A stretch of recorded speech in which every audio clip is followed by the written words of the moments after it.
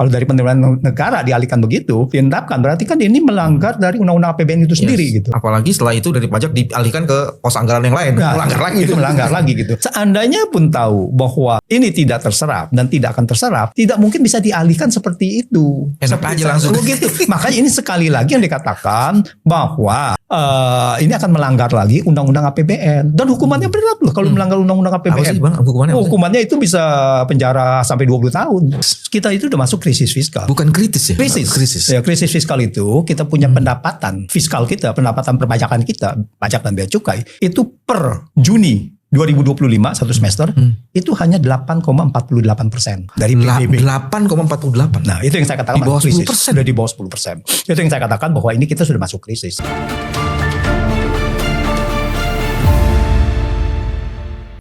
Udah pernah dengar nama Purbaya kalau sebelum dia tunjuk jadi menteri?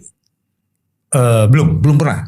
Sewaktu dia menjadi menteri, baru hari-hari terakhir sewaktu dia mau mencalonkan lagi sebagai ketua LPS untuk periode yang kedua tuh. Dia ketua LPS tuh di pengurusnya atau di komisarisnya? Di pengurusnya. Pengurusnya CEO-nya. Iya. Di pengurusnya. Oke. Tapi katanya kan dalam banyak pernyataannya dia mengatakan dia orang yang dibalik ya Pak Sapalnya Pak Luhut, Pak Jokowi macam-macam nggak pernah kedengeran ya, atau memang sengaja tidak pernah diperdengarkan? Iya. Pada saat itu tidak mencuat lah ya namanya ya, bahwa tidak terdengar, baik di publik juga, di media juga tidak begitu terdengar gitu. Yes. Ya. Oke, kita tidak begitu penting Pak Menteri ini terdengar atau tidak terdengar, tapi apakah kebijakannya bisa betul-betul membuat Indonesia ini keluar dari jebakan masalah yang sekarang sedang dihadapinya? Bang Antoni begitu dengar pernyataan ini udah berapa bulan? Sebulan ada nggak ya? Sekarang ini kan dia baru sebulan menjabat maksudnya. Oh iya, menjabat sebulan. Menjabat itu baru sebulan. Kalau nggak salah 9 September ya. 9 September. Jadi belum. 9 Oktober minggu depan. Hari Kamis minggu depan baru. Gitu. Ya kita tidak bisa menilai orang dalam sebelum belum 1 bulan dia genap bekerja. Tapi dari pernyataannya apa impresi awal dari Bang Anton? Iya, pernyataan yang pertama adalah itu yang terkenal itu kan yang 200 triliun ya. Di situ kemudian saya ditanya wartawan, jurnalis, lalu saya akhirnya menulis gitu. Tadinya saya tidak mau menulis sesuatu gitu. Tadi akhirnya menulis begini, bahwa pertama gebrakan ini menurut saya pada saat itu kebijakannya tidak sesuai dengan apa yang seharusnya dijalankan, terutama uang ini bagian dari 457,5 triliun yang berasal dari saldo anggaran lebih. Dan tidak lama setelah itu ada kritik dari Didi Rahbini, Profesor Didi Rahbini, dia adalah rektor dari Paramadina. Lalu dia mengatakan bahwa di sini bisa melanggar konstitusi. Bukan melanggar undang-undang, tapi melanggar konstitusi. Bisa melanggar konstitusi. Kenapa kok? Undang-undang dan konstitusi, ada sejumlah undang-undang dan konstitusi gitu. Nah kemudian nanti saya akan ingatkan mengenai apa. Dan kemudian adalah bahwa langsung Menteri Purbaya ini membalas lagi. Dan ya kita lihat ini saya rasa kurang elegan juga lah. Bahwa ada yang mengkritisi, ada itu ya seharusnya dibalas saja. Lalu dikatakan balasnya adalah ya beliau harus belajar lagi lah. Jadi jawabannya responnya merendahkan gitu ya? Iya, kesannya. Salah satu gitu, merendahkan. Saya udah tanya kepada ahli-ahli hukum, ini Profesor Didi itu tidak benar, belajar lagi lah. Nah ini yang saya bilang kurang elegan lah ya, bahwa kritik dari masyarakat ya harusnya dijawab lah ya, di kemana. Nah sekarang saya masuk kepada kritiknya. Kritiknya adalah bahwa Didi Rahbini berasumsi bahwa 200 triliun itu dari angka sesuatu yang dialihkan. Kalau dia mengalihkan dari sesuatu itu tidak boleh itu melanggar undang-undang APBN, which is melanggar konstitusi juga gitu kan. Karena itu harus dibuat perubahan APBN yang terinci dari sampai ke fungsi organisasi dan program itu harus melalui persetujuan DPR. Oleh karena itu kalau dialihkan begitu saja dia melanggar persetujuan DPR atau didiskusikan di DPR itu melanggar konstitusi. Lalu apa? Ternyata Purbaya mengatakan ini bukan pengalihan mata anggaran gitu. Jadi, nah ini kan miss daripada komunikasi, daripada asumsi kan gitu kan. Kalau asumsinya yang dikatakan oleh Prof Didi itu benar, ya maka melanggar kan gitu kan. Tapi dia bilang ini bukan mata anggaran, bukan pengalihan. Kalau itu bukan pengalihan, itu apa? Karena Menteri Purbaya itu pernah ditanyakan, apa kalau ini apakah ini uang berasal gitu, apakah ini uang berasal dari saldo anggaran lebih? Oh bukan, dia bilang. Dari mana? itu nggak ada urusannya gitu. Pokoknya ini uang saya aja. Apa keperluan nanya gitu kan jawabannya. Lalu terus kemudian ditanyakan bahwa pokoknya ini uang saya. Nah kalau uang ini bahkan sempat dikatakan bahwa ini adalah uang penerimaan pajak dari penerimaan pajak. Nah kalau dikatakan itu dari keuangan penerimaan pajak lalu dialihkan menjadi diendapkan 200 triliun itu di bank, maka ini jelas ini salah. Itu melanggar yang tadi itu. Kalau dari penerimaan negara dialihkan begitu, diendapkan berarti kan ini melanggar dari undang-undang APBN itu sendiri gitu. Apalagi setelah itu dari pajak dialihkan ke pos anggaran yang lain, melanggar lagi. Itu melanggar lagi gitu. Jadi saya rasa Prof Didi itu ada benarnya gitu. Lalu kalau seandainya ini bukan dari pengalihan mata anggaran, berarti ini kan dari saldo anggaran lebih yang awalnya sudah ada di mata anggaran ya? Sudah ditolak oleh beliau bahwa ini adalah bukan gitu. Baik. Ya. Nah kalau ini adalah saldo anggaran lebih, maka ini tidak boleh juga diendapkan karena penggunaan dari saldo anggaran lebih harus melalui persetujuan DPR juga. Oke, approvalnya DPR. Ya, jadi harus ini untuk apa? Salah satunya adalah yang bisa digunakan saldo anggaran lebih ini adalah untuk mengurangi pembiayaan anggaran, membiayai utang untuk APBN gitu. Pengurangannya untuk utang APBN. Iya, dia harus digunakan dong untuk itu. Jadi karena dia salah menggunakan itu ya? Salah menggunakan bahwa itu diendapkan 200 triliun itu salah gitu. Ini kan pengendapan. Karena tujuannya untuk apa? Tujuannya untuk agar bisa dialihkan atau disalurkan menjadi kredit.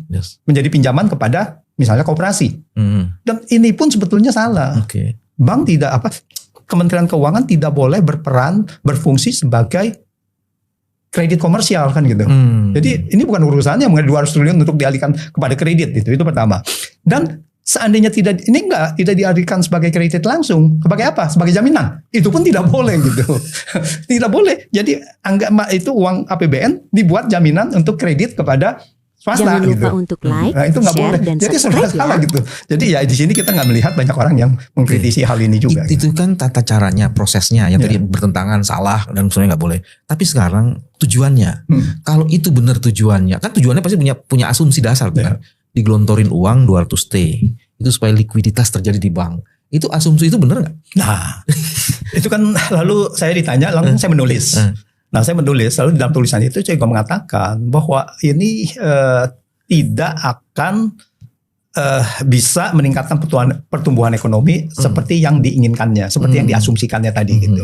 Asumsinya dengan 200 triliun, wah ini ekonomi akan meroket lagi. Nah, ini kayak Jokowi lagi meroket 7% yang pada saat itu ya. Ini sementara ini akan akhir. Nah gini, kenapa tidak? Karena pertama adalah bahwa kita punya sistem perbankan kita ini tidak kekurangan likuiditas. Permasalahan kita bukan kekurangan likuiditas.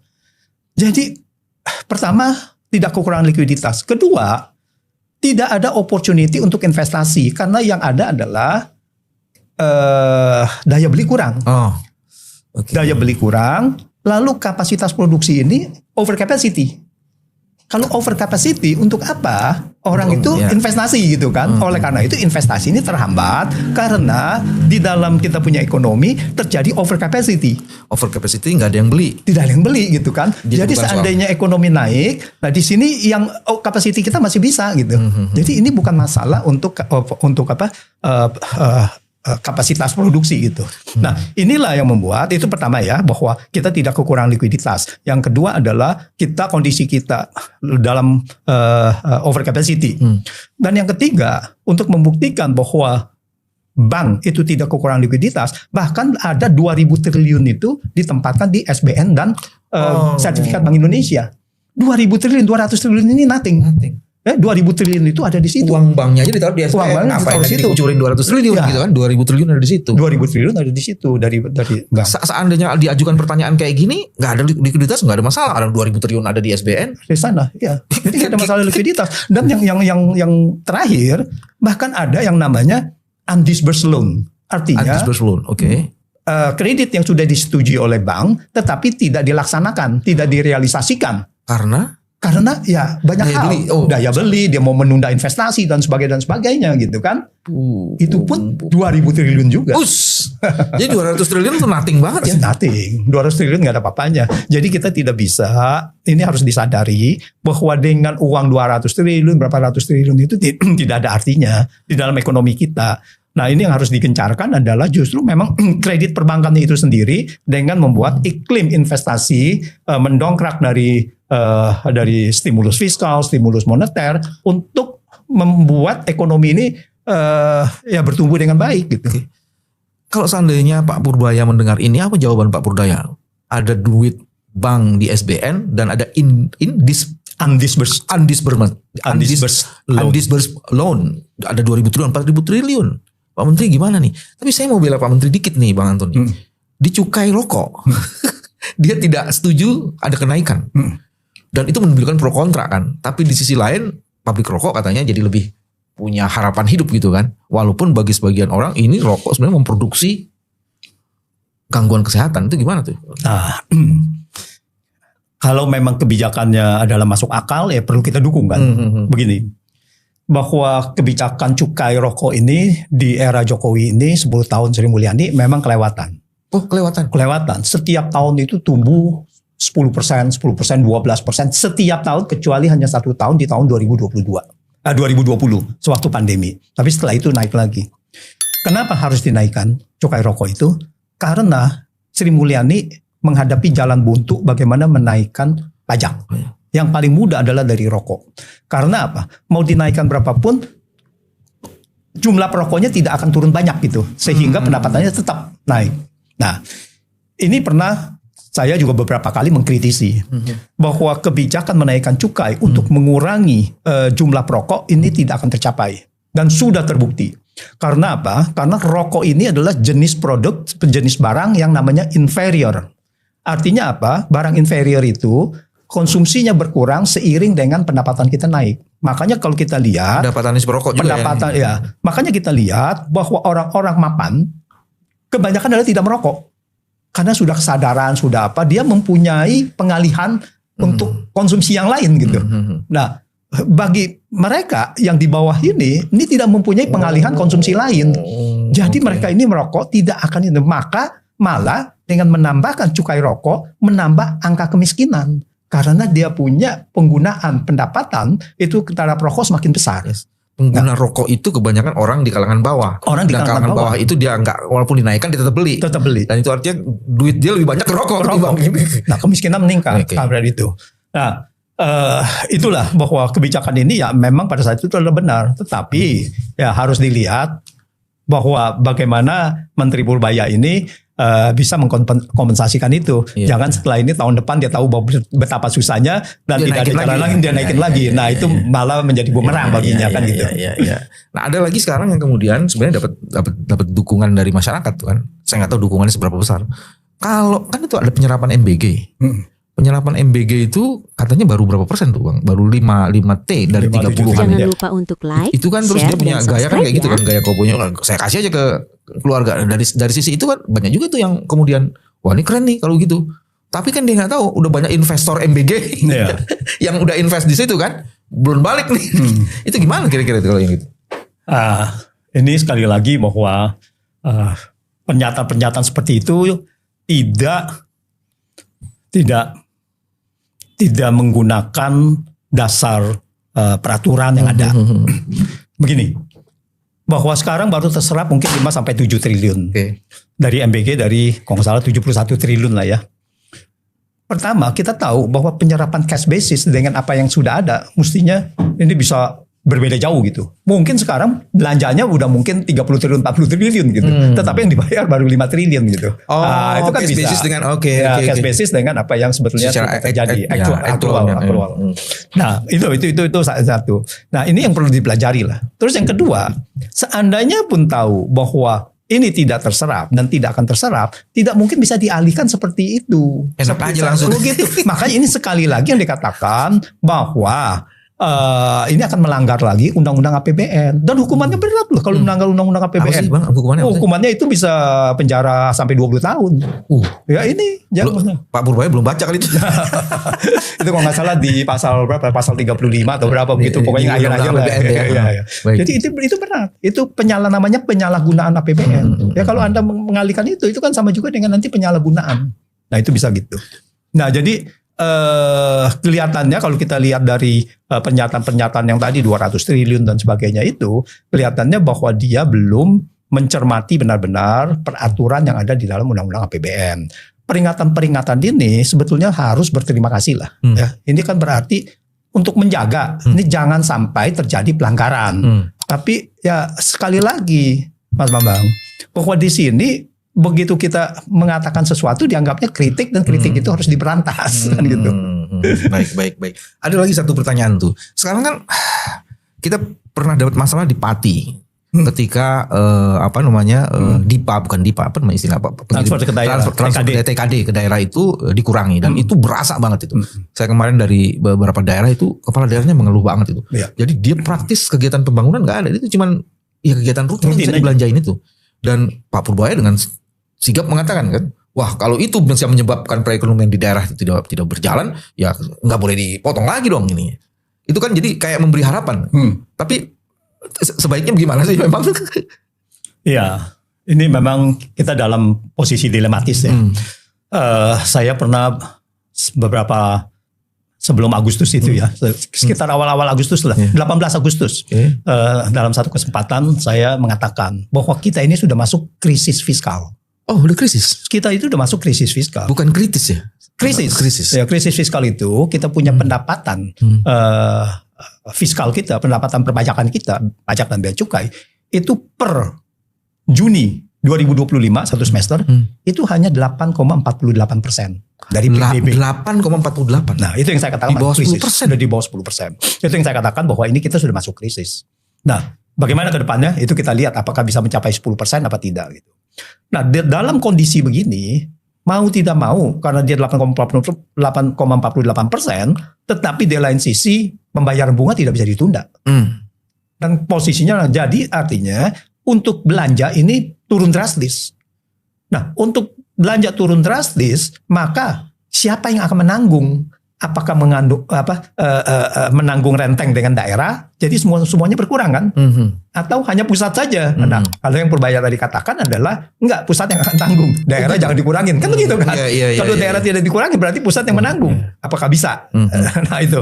Nah, jadi begini, maksud saya ini nih perlu dipelajari, tidak asal jeplak, tidak asal bicara dulu gitu. Kecuali ya mungkin sudah dipelajari gitu kan, sudah ada studinya ya, kan? kita tidak tahu. Tapi kalau kita lihat begitu ya kita belum dengar studi jauh itu apa, bagaimana caranya dan sebagainya itu kita belum dengar. Kalau memang ada ya harusnya diberikan juga ke publik gitu. Nah jadi di sini bahwa tidak bisa dihindari transfer ke daerah ini kalau saya lihat ini akan berkurang juga gitu, akan berkurang. Bang, saya mau lanjutin, kalau pajak dan cukai cuma 8,48% dari bruto, apa dampaknya? Padahal pembayaran hutang harus dilakukan, biaya rutin harus dikeluarkan. Apa potensi risiko terberat yang harus ditanggung dan dihadapi? Ya, ini jadi kalau kita memasuk sudah krisis fiskal, maka ini bisa membuat stimulus fiskal dalam kondisi begini udah tidak bisa lagi. Jadi ekonomi kita akan masuk ke trap, jebakan. Iya, ke dalam jebakan yang panjang dan sampai pada saat itu akan naik kembali gitu dengan sendirinya gitu. Nah, berarti kalau dalam ekonomi turun, maka kita berharap ada kebijakan stimulus fiskal dan stimulus moneter. Ya. Tapi kalau kita lihat stimulus fiskal sudah lumpuh, ya kita katakan lumpuh di sini karena sudah masuk krisis, maka kita hanya bisa berharap kepada stimulus moneter. Stimulus moneter pun ini kelihatannya agak sulit karena apa? Stimulus moneter itu kan berarti menurunkan suku bunga. Nah, sekarang dengan menurunkan suku bunga, dengan suku bunga belum diturunkan cukup dahsyat ya. Kemarin dulu ada bukannya sudah mulai sekarang ada lagi 0,25% kan. Tapi sekarang rupiah sudah mencapai hampir 17.000. Sempat mencapai 16.800, 700. Nah, ini waktunya sangat cepat sekali gitu. Jadi apa yang terjadi? Kalau seandainya moneter juga tidak bisa memberikan stimulus dalam arti suku bunga nggak bisa turun. Artinya ekonomi kita akan stagnan. Tapi mungkin jangan khawatir, BPS mungkin bisa menyulap menjadi tetap 5%. Oh, dia nyulap angka, bukan menyulap fakta. Faktanya nggak bisa disulap. Udah tetap aja deflasi, orang nggak bisa ini. Apa lanjutannya apa tuh kalau stimulus moneter nggak bisa, stimulus fiskal nggak bisa? Ya kita akan masuk resesi. Kita akan masuk lagi kepada yang krisis ekonomi yang kalau ini dahsyat, kalau tidak angkanya tidak difabrikasi, ya itu kita bisa masuk resesi. Untuk beberapa orang ini sebetulnya mereka sudah dalam kondisi resesi, ya kan? Kalau untuk beberapa kelompok masyarakat udah masuk resesi. Apa indikator untuk bisa mengkonfirmasi dia masuk dalam kondisi resesi? Bahwa pendapatannya sudah berkurang. Kalau dia punya pendapatan berkurang, bukan hanya stagnan dan berkurang cukup ini kan berarti masuk resesi. Pendapatan berkurang, kebutuhan naik dan harga-harga kebutuhan juga nggak bisa terkontrol lagi. Itulah resesi. Untuk beberapa kelompok masyarakat udah masuk situ. Oke, kalau kita berpikir positif, apa langkah strategik yang mesti dilakukan paling nggak di pemerintahan dan di masyarakat? Ya, pertama di pemerintahan lah. Saya rasa masyarakat itu kan hanya tergantung dari kebijakan pemerintah. Masyarakat bisa apa? Masyarakat tidak bisa apa-apa gitu. Ya masyarakat akan survival, mengencangkan ikat pinggang dan berusaha usaha dan sebagainya itu udah pasti dilakukan gitu. Manusia itu kan mempunyai kemampuan daya survival untuk bisa tetap hidup ya. Iya, nah itu. Nah, bagi pemerintah ya ini harus dicarikan jalan keluar. Jalan keluarnya bagaimana mengatasi situasi ini jangan sampai masuk ke resesi. Resesi kita ini apa? Awalnya adalah kita punya pendapatan negara itu rasionya itu kan sangat rendah sekali. Bagaimana meningkatkan rasio ini? Tapi jangan juga meningkatkan rasio lalu memukul pajak-pajak yang masyarakat yang apa? Ini kan dilemanya gitu. Nah itu. Dan kedua bagaimana meningkatkan kenapa kita punya moneter ini tidak bisa tidak kuat ya dan sangat lemah sekali karena kita punya transaksi berjalan ini defisit cukup besar. Dan defisit terus gitu. Nah, jadi kalau transaksi berjalan defisit artinya uang Indonesia, uang asing itu kan banyak yang keluar. Dan kalau banyak yang keluar ini berarti menekan rupiah. Harus ada uang masuk. Uang masuk dari mana? Sekarang dari utang. Makanya harus dari utang luar negeri lagi. Pinjam lagi gitu. Nah, ini kalau siklus ini tidak ditangani secara benar, maka ini sulit kita menghindar dari resesi ini, dari krisis ini. Ngeri banget ya. Terus upaya yang bisa dilakukan supaya transaksi berjalan itu udah uang masuk tanpa hutang, apa yang mesti digenjot ya? Nah ini pembangunan ekspor, tapi ekspor kalau tanpa ada produknya gimana? Kan nggak bisa kan? Nah itu berarti ini bagaimana kita lihat ekspor misalkan ekspor kita dibandingkan Vietnam itu 1,5 kali lipat kita. Dia itu udah kita bicara tahun 2024 ya, mungkin dia sampai 420 miliar dan kita itu hanya sekitar 260-280 miliar. Jauh di bawah dia. Bagaimana dia bisa kalau kita tidak bisa? Karena pada saat itu kita ini tergantung dari mineral saja, dari mineral dan minerba. Ya, jadi begitu harganya turun, hancur kita punya ekspor. Nah ini, jadi bagaimana kita meningkatkan industri kita. Jadi jangan sampai hanya sektor ekstraktif aja, tetap dan di lain sisi kita punya industri udah menjadi deindustrialisasi, sudah semakin menurun terus. Nah ini harus dibenahi. Memang tidak bisa dalam waktu misalkan dalam 2-3 tahun ini kan jangka panjang gitu. Tapi itu harus ada kesana perbaikan pelan-pelan itu udah akan membuat optimisme. Nah, dari pernyataan Bang Antoni sebenarnya disitulah pentingnya, relevannya Pak Menteri Purbaya mengajukan kebijakan dan opsi-opsi untuk mengatasi potensi masalah yang akan dihadapi. Kami ingin mendengar kebijakan itu. Bukan pergi ke Bank BNI terus gimana Bang? Ya, sidak atau apa gitu ya. Belum pernah ada tuh kayaknya menteri sidak ke BNI nih, tapi cukup diapresiasi media loh. Ya ini juga heran, berarti kita punya media ya kualitasnya begini juga kan gitu kan. Ini kita sayangkan juga, seharusnya begini. Menteri Keuangan itu kan tidak ada hubungannya dengan bank. Ya, bahwa BUMN itu salah satu ya pemegang sahamnya adalah menteri atau Kementerian Keuangan, ya itu dipahami sebagai. Tapi kan sekarang secara operasional sudah diserahkan waktu lagi ini sebelumnya itu kepada Kementerian BUMN kan, secara teknis dia yang mengatur gitu. Lalu sekarang mungkin pada Danantara. Ada Danantara juga. Ya. Jadi tidak ada hubungannya gitu. Apa yang mau disidak gitu? Apa yang mau dijalankan? Orang dia nggak bisa secara struktural dia tidak bisa bank itu nggak report kepada kementerian. Jadi secara otoritas keuangan. Tidak ada basis legalitas untuk dia pergi sidak-sidak itu ya? Tidak ada.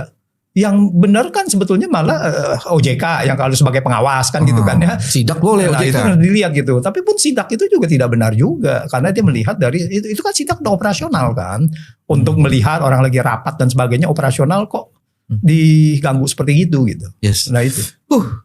Kita ingin betul pertumbuhan ekonomi kita naik. Kita ingin betul supaya kita tidak masuk dalam jebakan resesi. Karena sekarang indikasinya kita sedang menuju pada jebakan resesi gitu ya Bang. Ya. Dan kebijakan dari Menteri Keuangan menjadi sangat strategis. Bukan kemampuannya bersilat lidah.